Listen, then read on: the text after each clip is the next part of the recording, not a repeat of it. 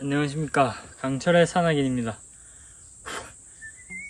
전 지금 지난주에 말씀드린 대로 배낭이 20kg 넣고 이렇게 등산로 입구에 왔습니다. 일단 20kg 인증한 거 보고 오시죠. 현재 69.3이니까 배낭 메고 몇 킬로인지 보겠습니다.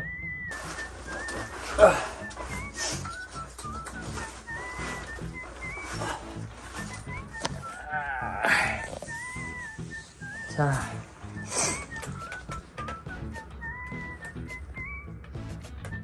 89.6이니까 20kg 넘네요.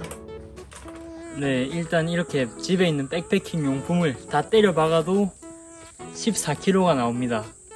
6kg 아령을 지금 가방에 넣은 상태고, 이 초입지까지 오는데도 어깨가 너무 무겁네요. 배로 잡으려 해도 어깨가 짓누르고 있습니다. 제가 오늘 오를 산은 김해 신어산이라는 산입니다. 김해의 상징인 산이기도 하고 지리적으로 의미를 가지는 산이기도 합니다. 그건 나중에 말씀드리고, 지금 은하사라는 절 부근인데 신어산의 한가운데 은하사라는 절이 있어서 은하사에서 신어산의 여러 방향으로 오를 수 있고 작은 산입니다. 그래서 이 은하사를 중심으로 크게 한 바퀴 신어산을 도는 원점 회귀 산행을 하도록 하겠습니다. 일단 가보겠습니다. 오, 무거워.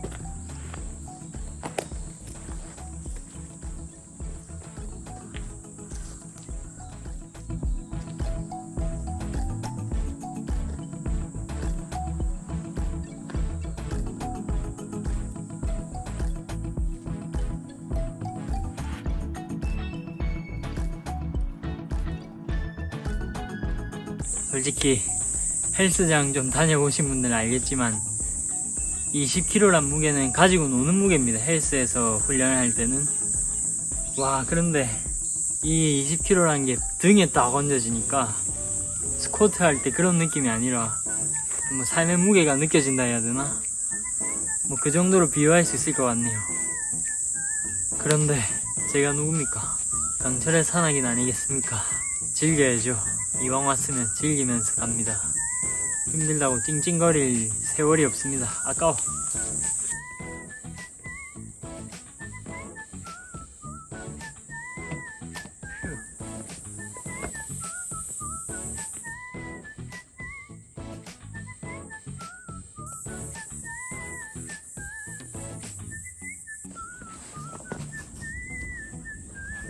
아, 여기가 또 신어산의 명물 출렁다리입니다. 4년 17년 4년 만에 오네요. 4년 반 만에 다시 와보네요.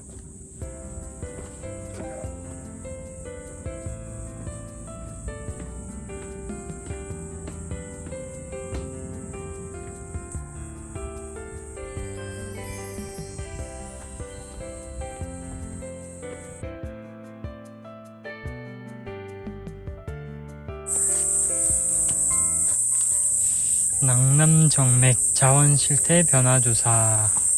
낭남정맥이라고 나와있네요.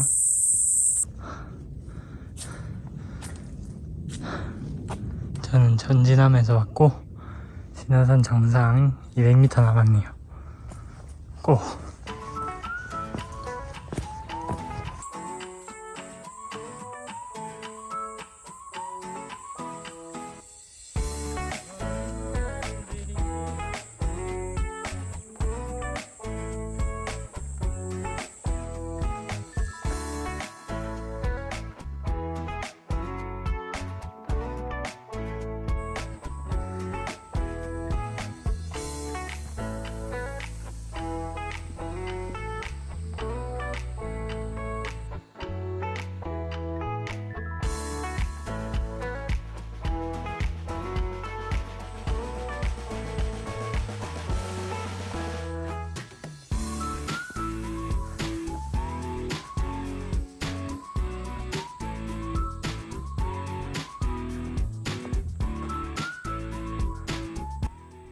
저기가 고당봉입니다. 그 다음에 일자로 쭉 가죠. 일자로 쭉 산이 이어지고 그 앞에 보이는 강이 낙동강입니다. 그 낙동강의 동쪽을 따라 흐른다 해서 낙동정맥이라고 부르는 겁니다.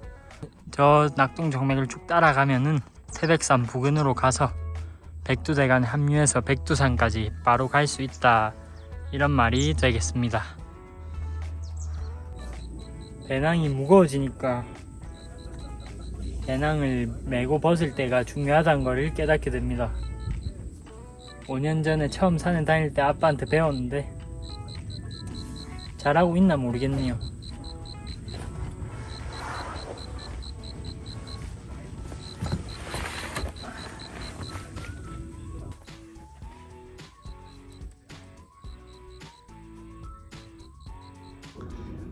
듣기 싫어도 들어주셨으면 좋겠는 얘기가 있는데, 아까 처음 오프닝 때 제가 이 신어산의 지리적 중요성, 또 지리적으로 가진 의미에 대해 말씀드린다고 했는데, 저기 낙동강의 동쪽을 비추며 낙동정맥이라고 말씀드렸잖아요.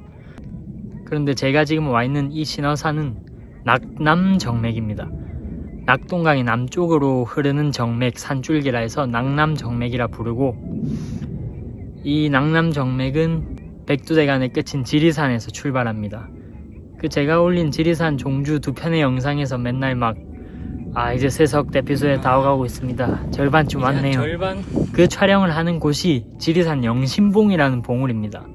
지리산에서 기가 가장 세다고 하는 영신봉인데, 그 영신봉에서 출발해서 지리산 남부 능선을 타고 이 한반도 남쪽의 주요 산들을 지나면서 마지막으로 도착하는 곳이 바로 이 신어산입니다.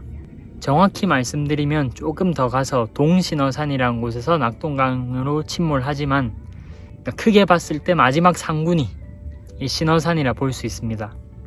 좀 디테일하게 들어가자면은 신낙남정맥이라고 해서 이쪽 말고 다르게 보는 분류도 있는 걸로 아는데, 저는 솔직히 잘 모르니까 아주 기초적인 것만 저도 알고 있고 그거에 대해서만 말씀드린 겁니다.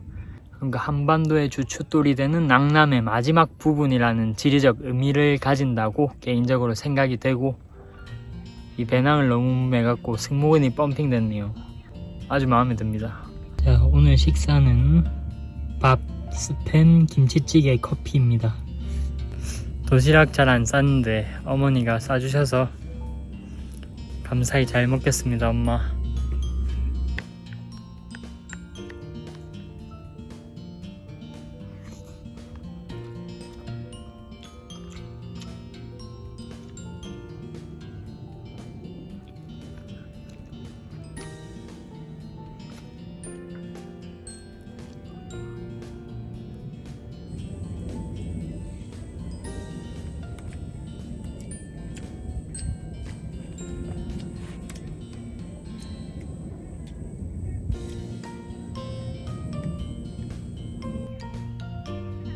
내려갑시다.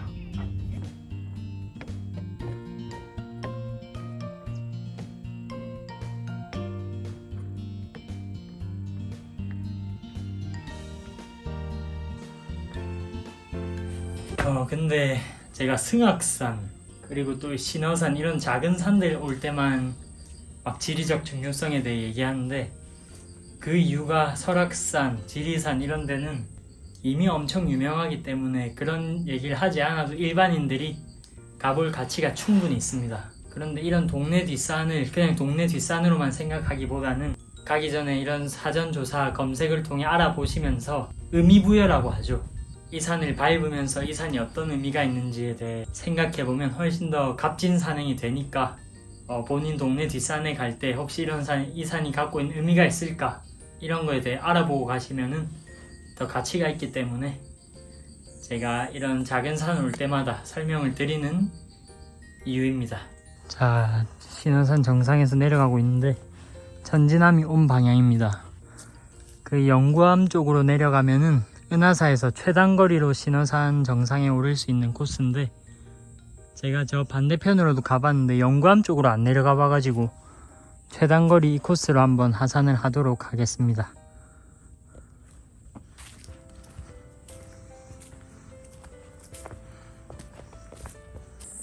슬픔은 가니역에 코스모스로 피고 스쳐오르는 향긋한 바람. 암자고 저 멀리 멋진 김해 평야와 김해시가 보이고 있습니다.